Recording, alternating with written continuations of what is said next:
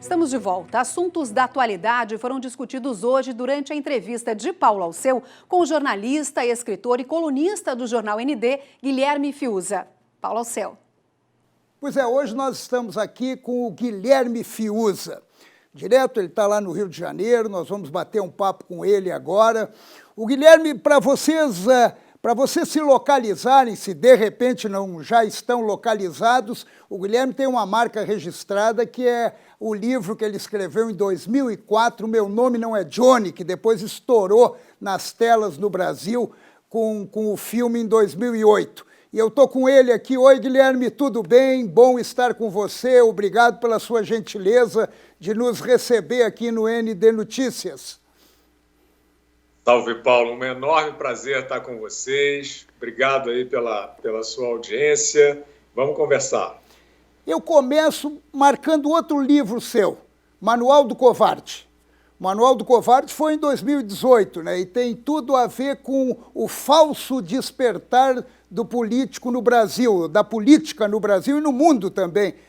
Esse falso despertar continua, Guilherme?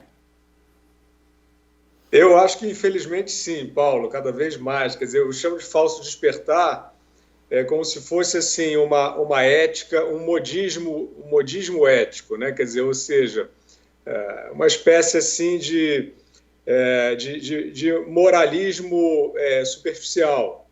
Passou a se valorizar grandes gestos, né? Assim, passou a se valorizar o que eu chamo de afetação de virtude, né? Então, você dizer uma frase sobre algo que seja politicamente correto, né, que seja bem recebido como virtuoso nesses sentidos, né, virou uma espécie de ativo, né? Então, a gente vê muita gente acenando, né, mostrando supostas preocupações com minorias, por exemplo, né? Mas tudo, na minha opinião, muito, muito raso, né? Isso quer dizer que é fácil, então, enganar o nosso eleitor hoje. O Trump e o Bolsonaro, eu acho que são respostas a essa epidemia de falsa virtude, né, como eu chamo. Não estou dizendo que o Trump e o Bolsonaro sejam as respostas ideais, mas certamente eles foram eleitos pela expressão, né, de uma quantidade muito grande de pessoas que andaram percebendo aí que essas falsas virtudes estavam servindo para projetos de dominação. Eu acho que a nossa experiência no Brasil com o PT ela é muito eloquente sobre isso, né, porque era de fato aquilo, um partido que vinha prometendo, e aquilo virou só um esmalte, né, só uma embalagem para um projeto que populista é exagero, é elogio, né? Para um projeto que virou um projeto vampiresco, né? de assalto às verbas públicas. Aí o pessoal lá do politicamente correto começa a chamar de gabinete do ódio e tal, mas eu acho que é uma luta aí para retirar essa crosta da política e deixar que ela volte a permitir uma boa gestão do Estado, né, que o Estado não sirva para grupos se apoderarem de forma particular das riquezas da sociedade.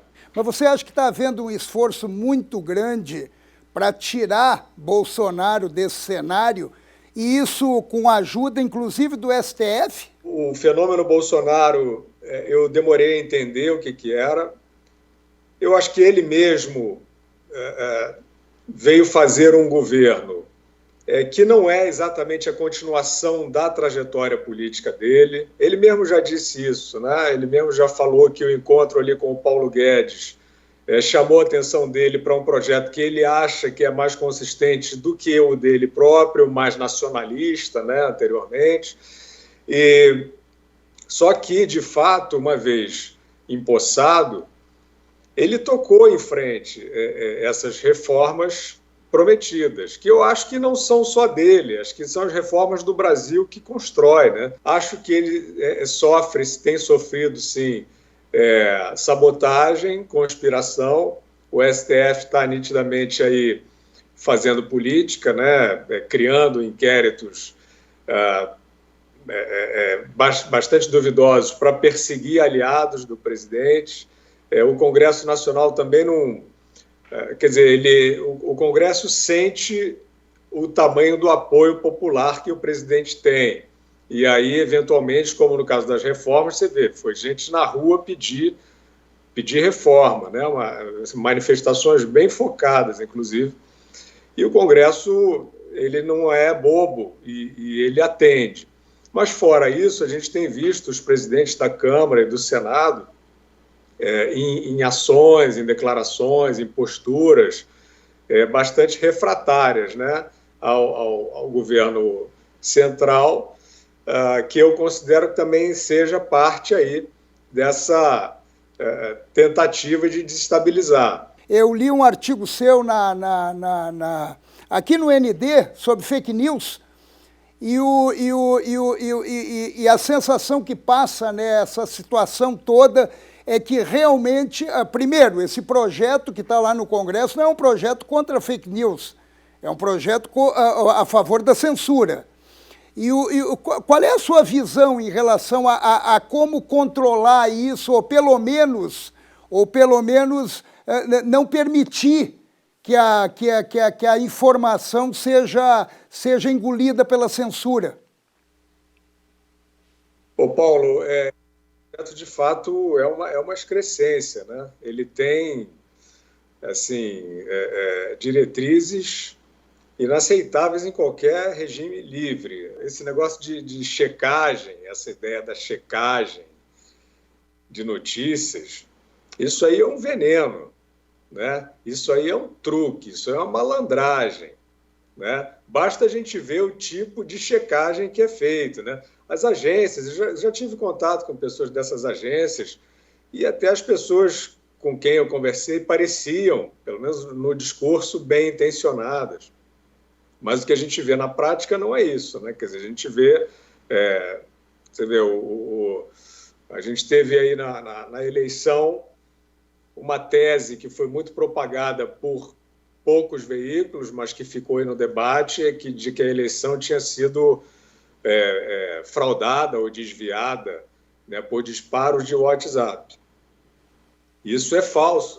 Na verdade, eles estão ali, os checadores, salvo, não quero ser injusto, salvo uma ou outra situação, para corroborar determinados grupos. Na verdade, esses checadores, na sua imensa maioria, eles estão criando uma censura, estão criando uma mordaça. Você acredita que a gente vai conseguir sair do pós-pandemia numa situação menos pior do que se propaga por aí? Aparentemente, tem gente interessada em que não se saia nunca mais, né? A gente está vendo, a gente recebe informações muito frágeis e confusas e contraditórias entre elas sobre o percurso, né? Que ninguém consegue, Paulo, demonstrar que o fechamento, que a interrupção total das atividades é sequer eficaz na contenção da epidemia. Não há essa demonstração científica em lugar algum, pelo simples fato de que alguma circulação haverá, mas esse isolamento, você fecha a porta de casa, o vírus fica fora, isso já não deu certo. E todo o nosso público já sabe quais são os grupos de risco, né? Com esses tem que haver um isolamento severo e rigoroso. Quem não tem sintomas, tem que circular com o distanciamento social. O que eu acho que aconteceu foi uma grande bagunça em relação a esses conceitos. Sobreveio uma patrulha covarde também, usando esses conceitos para chamar todo mundo de assassino, você não pode circular. Agora é a questão da máscara, né? A máscara, a OMS, depois de muita dúvida, chegou à conclusão, assim, a máscara é boa, então você usa a máscara. Agora, você está reabrindo bar no Rio de Janeiro, São Paulo e restaurante. Você não pode comer de máscara. Então, você tem que ter bom senso. Eu acho que tem um aspecto, não totalmente, tem muita gente bem intencionada, mas tem um aspecto aí de dominação, tem um aspecto obscuro aí, que é manter as pessoas presas e apavoradas. Algumas mídias estão adotando esse tom. E, fora isso, vem a questão econômica. O Brasil vai ter que acelerar suas reformas, né? Privatizações, reformas contra a burocratização, enxugamento do Estado, modernização de relações, reformas como a Lei da Liberdade Econômica. Isso tudo vai ter que ser acelerado. Teremos um grande argumento, né, que é para evitar cair numa depressão. Então é isso, a saída. Agora, o cidadão brasileiro precisa ficar muito atento e participativo, porque existem forças estranhas, na minha opinião, que estão retardando esse processo com motivos que eu não quero nem imaginar quais sejam. Alguma interferência da China por aqui? Sem dúvida, a China é um regime ditatorial e ela tem sido muito agressiva na sua forma de expansão, inclusive com investimentos. E a OMS, que é a madrinha da diretriz do lockdown, hoje em dia a gente sabe que ela é altamente suscetível à influência política da China, né?